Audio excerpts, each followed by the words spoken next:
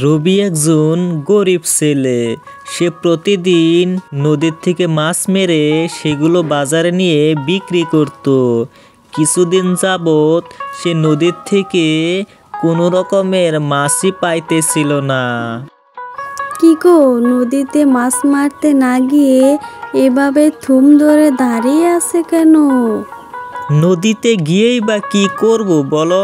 সেই জাল নিয়ে গিয়ে খালি হাতেই ফিরে আসতে হবে।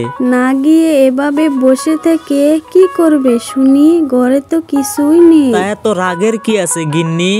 প্রতিদিন মাছ মারতে গিয়ে এভাবে খালি হাতে ফিরে আসতে একদমই ভালো লাগে না, বুঝতে পেরেছো? আমার হয়েছে মরণ, তাহলে তুমি বসে থাকো, আমি নদীর থেকে মাছ মেরে এনে সংসার চালাই। ও মা, সে কি কথা? না না না না না, তোমার যেতে হবে না। তুমি যাবে কেন মাছ মারার জন্য? ঠিক আছে, আমি তো যাইতেছি। পাপা, ও পাপা, তুমি মাছ ধরতে যাচ্ছ? অনেক দিন ধরে তো শুধু ভাত খাচ্ছি। বাবা, আমার জন্য তুমি একটা ইলিশ মাছ ধরে নিয়ে আসবে। ইলিশ মাছ? কোথায় পাবো রে মা ইলিশ মাছ?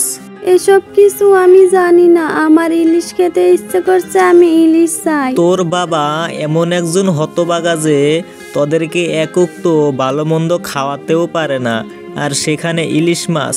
দুঃখের কপাল রে। রবি দুঃখ ভরা মন নিয়ে সেখান থেকে চলে যায়। যাই, আজকে জালটা এই মাছ নদীতে ফালিয়ে দেখি কপালে কি হয়। তারপর সে জালটা ফালিয়ে ওখানে অনেকক্ষণ যাবৎ দাঁড়িয়ে থাকে। কিছুক্ষণ পর সে বুঝতে পারে ওখানে অনেক বড় মাছ উঠেছে, আর সেটাকে নাওয়ের মধ্যে তুলে নেয়। আমাকে ছেড়ে দাও, আমার অনেক কষ্ট হচ্ছে পানি ছাড়া, আমাকে ছেড়ে দাও। এত বড় মাছ, আর এদিকে দেখছি মাছটা কথাও বলছে। আচ্ছা, মাছটা কথা বলছে কিভাবে?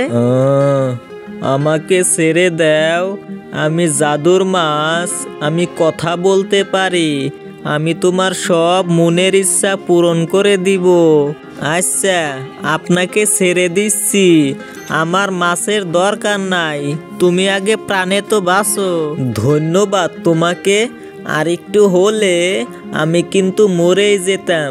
আসলে তুমি খুব ভালো। আচ্ছা বলো, এখন তুমি কি চাও? কি আর চাইবো তোমার কাছে? মেয়েটা আমার ইলিশ খেতে চাইছে।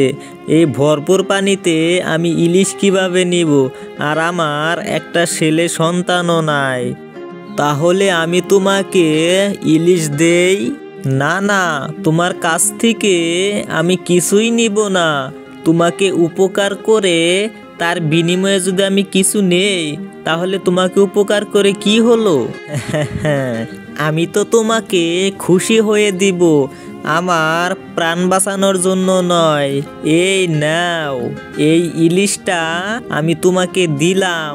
যেই সেই ইলিশ নয়, এটা হলো জাদুর ইলিশ। তুমি বাড়ি নিয়ে যাও, বাকি চিন্তা তোমার করা লাগবে না। ঠিক আছে জাদুর মাছ, আপনাকে অনেক অনেক ধন্যবাদ, আমি এখন আসি। একথা বলে রবি নদীর এইখান থেকে খুশি মনে চলে যায়। কিছুক্ষণ যাওয়ার পর রাস্তায় মনুর সঙ্গে দেখা হয়। ও গদাইদা, মাছ মারতে গিয়েছিলে? এই একটা মাছ মেরে নিয়েছো, পাবেই আর কি করে? যেভাবে তুমি মাছ মারো, মাছ পাওয়ার তো আমার দরকার নেই মিন্টুদা। উপরওয়ালা যতটুকু দিবে এইটুকুতে আমি খুশি। এমনও তো হতে পারে এটার থেকে অনেকগুলো মাছ হবে। কি যে বলো না গদাইদা, একটা মাছ থেকে অনেকগুলো মাছ? হাস্যকর। তা তুমি মজাক উড়াইতে থাকো, এখন তাহলে আসি। তারপর সে ওখান থেকে গিয়ে বাড়ির দিকে রওনা দেয়।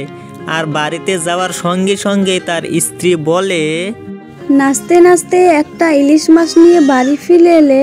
আমি জানতাম তুমি আসলে ইলিশ মাছ পাবে না। গিন্নি, তুমিও এরকম বলছো? এই একটা মাছ থেকে হয়তো অনেকগুলা মাছ হতে পারে। এটা হলো জাদুর মাছ। সত্যি বলছো তুমি? এটা জাদুর মাছ? সত্যি যদি এটা জাদুর মাছই হয় তাহলে তো আমাদের আর কোনো অভাব থাকবে না। এই মাছ বিক্রি করেই আমাদের এখন সংসার চলবে। সত্যি হবে গিন্নি, সত্যি হবে। উপরওয়ালা চাইলে সব হবে।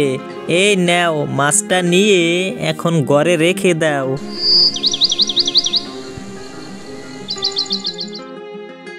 পরের দিন সকালে তারা ঘুম থেকে উঠে দেখে সেই বয়ম থেকে অনেক পানি বের হয়েছে, আর সেখানে মাছ তো আছে, তারপরেও সেখানে একটা ছেলে সন্তানও হয়েছে।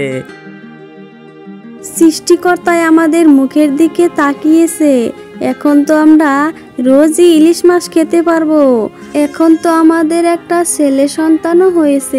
এখন আমাদের ভালোই সুখেই দিন কাটবে। তাই তো দেখছি।